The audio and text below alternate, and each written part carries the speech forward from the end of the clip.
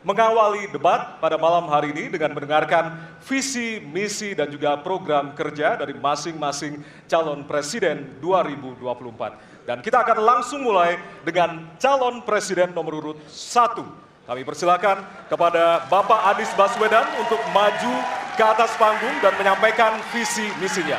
Kami persilakan Pak Anies untuk segera menuju ke panggung utama. Pak Anies, waktu Bapak adalah 4 menit dimulai dari sekarang. Assalamualaikum warahmatullahi wabarakatuh. Selamat malam dan salam sejahtera untuk semuanya. Bismillahirrahmanirrahim. Negara hukum menempatkan hukum sebagai rujukan utama untuk memastikan hadir rasa keadilan, memberikan kebermanfaatan, dan memberikan kepastian kepada semua. Ini harus dipegang teguh oleh pemegang kekuasaan, baik yang di puncak dan seluruh jajaran. Tapi apa yang terjadi? Banyak aturan ditekuk sesuai dengan kepentingan yang sedang memegang kekuasaan. Apakah ini akan diteruskan? Tidak. Ini harus diubah. Ini harus dikembalikan.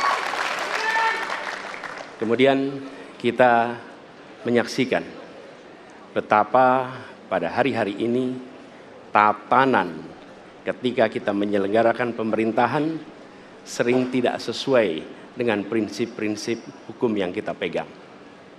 Karena itulah kami melihat perubahan ini harus kita kembalikan. Negara ini adalah negara hukum, bukan negara kekuasaan. Dalam negara hukum, kekuasaan diatur oleh hukum.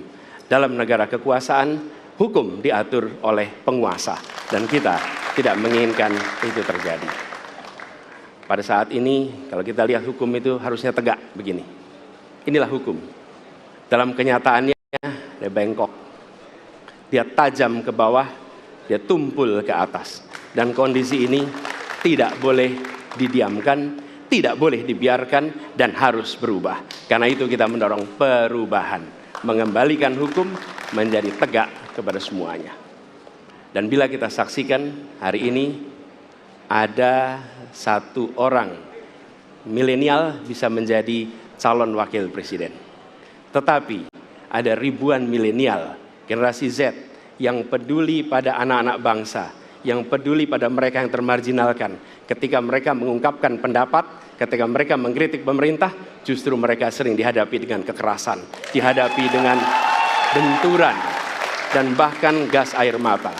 Apakah kondisi ini akan dibiarkan? Tidak, kita harus lakukan perubahan. Oleh karena itu, kami memperhatikan ini sebagai hal-hal yang mendasar. Yang tak kalah penting, ini kedua nih, yang tak kalah penting. Kita menyaksikan pada saat ini, ada peristiwa seperti peristiwa Ibu Mega. Ibu Mega Suryani Dewi, seorang ibu rumah tangga, yang mengalami kekerasan rumah tangga, lapor pada negara, tidak diperhatikan, dan dia meninggal korban kekerasan. Apakah akan dibiarkan? Tidak, ini harus diubah. Dan tidak kalah penting, hadir bersama saya di sini, ayahnya Harun Ar-Rasyid. Harun Ar-Rasyid adalah anak yang meninggal, pendukung Pak Prabowo di Pilpres 2019 yang menuntut keadilan pada saat itu. Protes hasil pemilu. Apa yang terjadi? Dia tewas sampai dengan hari ini tidak ada kejelasan. Apakah ini akan dibiarkan? Tidak. Ini harus diubah.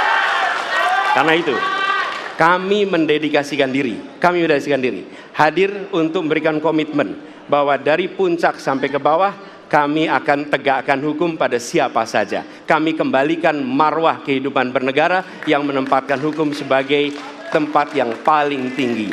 Dan ketentuan itu berlaku kepada semua, termasuk ketika menyangkut urusan ASN, menyangkut urusan TNI dan Polri. Terima kasih. Assalamualaikum warahmatullahi wabarakatuh. Terima kasih. Bapak Anies, kami persilakan kembali ke tempat. Berikutnya kami persilakan. Harap tenang. Harap tenang. Harap tenang. Harap tenang para pendukung, harap tenang. Hadirin, kita akan harap lanjutkan tenang. ya. Harap tenang. Kita akan lanjutkan. Kami persilahkan calon presiden nomor urut 2, Bapak Prabowo Subianto, untuk maju ke atas panggung dan menyampaikan visi dan misi. Baik, para penunggu Harap harap tenang. tenang, kita akan lanjutkan. Baik, silakan. Bismillahirrahmanirrahim. Assalamualaikum warahmatullahi wabarakatuh. Salam sejahtera kita sekalian. Shalom, Om Swastiastu, Namo Buddhaya, salam kebajikan. Terima kasih kesempatan yang diberikan kepada saya untuk menyampaikan visi dan misi. Kami menempatkan hukum, HAM, perbaikan pelayanan pemerintahan, pemberantasan korupsi, perlindungan terhadap semua kelompok di masyarakat sebagai sesuatu yang sangat penting. Karena itu dalam visi misi kita hal-hal ini ditaruh di paling atas. Kita sadar dan saya sadar sejak muda saya telah mengangkat sumpah untuk membela Pancasila dan Undang-Undang Dasar 45. Di dalam Undang-Undang Dasar 45, di situ pendiri-pendiri bangsa kita mendirikan sebuah republik. Republik itu harus didasarkan atas hukum dan kedaulatan rakyat. Itulah perjuangan saya selama ini. Dan saya pertaruhkan nyawa saya, jiwa saya untuk membela demokrasi, hukum dan HAM. Kita paham, kita mengerti masih banyak kekurangan. Tetapi kita harus bersyukur di tengah dunia yang penuh tantangan ketidakpastian, di mana terjadi perang di mana-mana, di mana negara-negara begitu banyak yang terjadi perang saudara, kerusuhan, Indonesia masih aman, Indonesia masih damai, Indonesia masih terkendali, harga-harga masih terkendali, ekonomi untuk rakyat kita masih aman. Karena apa? Karena kepemimpinan. Karena apa?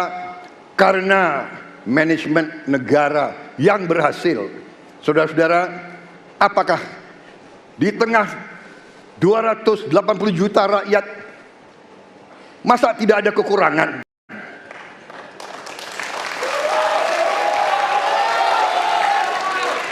Tetapi kita harus arif, kita harus dewasa, dan kita tidak boleh munafik.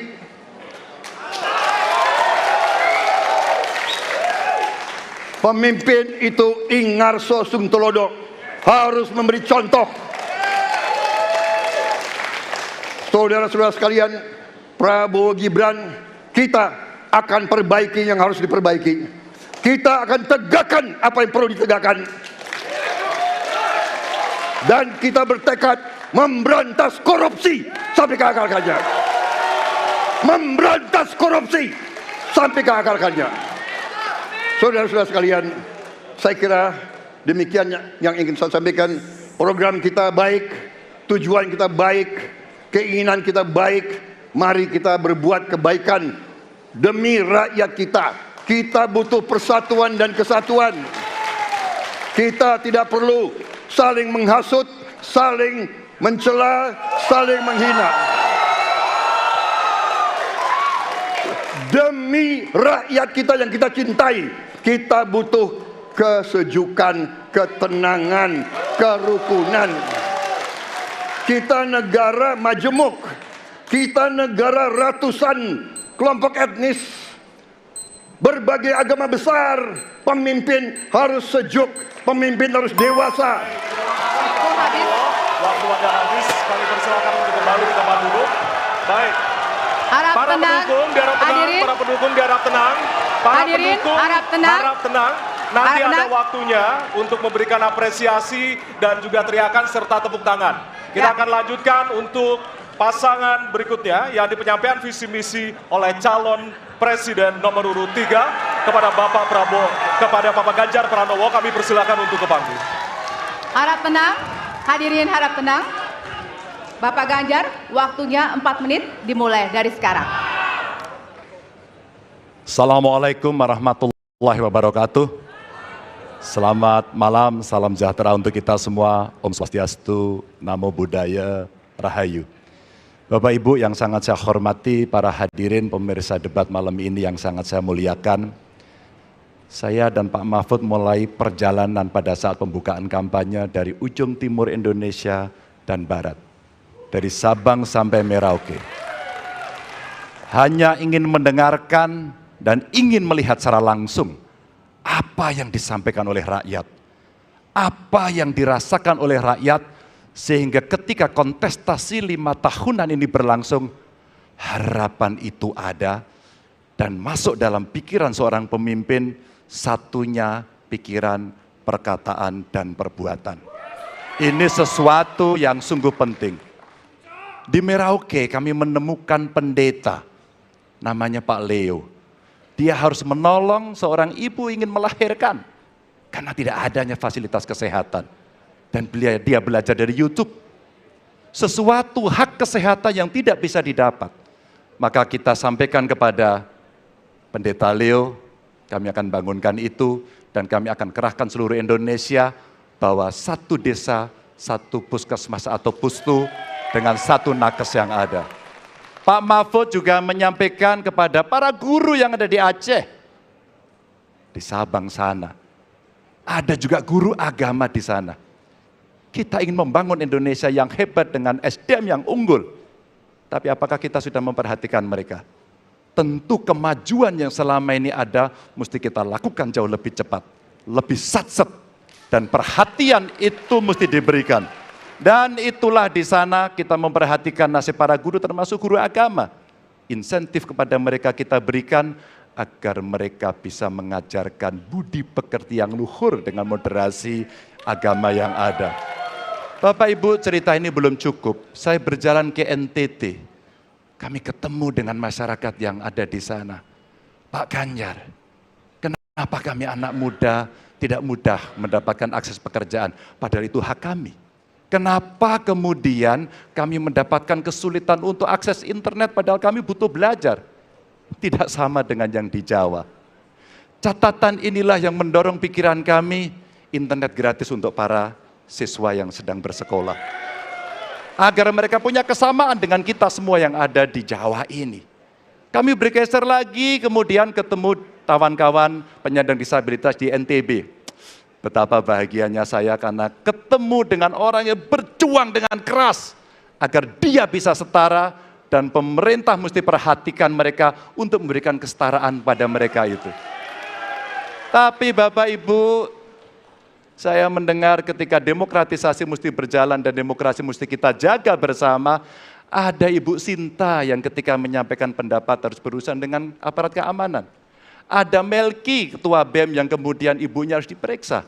Maka yang seperti ini harus usai. Dan mereka bisa mendapatkan kebaikan-kebaikan kalau governance terjadi. Maka yang ada di Kalimantan kami temukan. Masyarakat Dayak, mereka suku-suku yang ada, libatkan dong kami agar kami bisa mendapatkan akses yang sama. Semua ini bisa berjalan kalau kemudian pemerintahnya bersih. Pemerintahannya bisa akomodatif. Dan kita sikat korupsi itu tidak dengan kata-kata, dengan keseriusan. Pak Mahfud adalah mitra saya yang selama ini sebagai Menko mengeksekusi itu dengan baik. Kita akan lakukan itu, kami mohon dukungan rakyat, perintahkan kami untuk mengerjakan itu. Terima kasih. Wassalamualaikum warahmatullahi wabarakatuh. Kami persilakan kembali ke tempat. Hadirin, hadirin harap tenang. Hadirin, baik. Hadirin harap tenang, kita akan lanjutkan acara. Baik. Kini saatnya baru kita akan sama-sama memberikan apresiasi tepuk tangan kepada seluruh calon presiden yang sudah menyampaikan visi misinya. Ya, usai jeda, kami akan memperdalam visi misi dari setiap calon presiden yang telah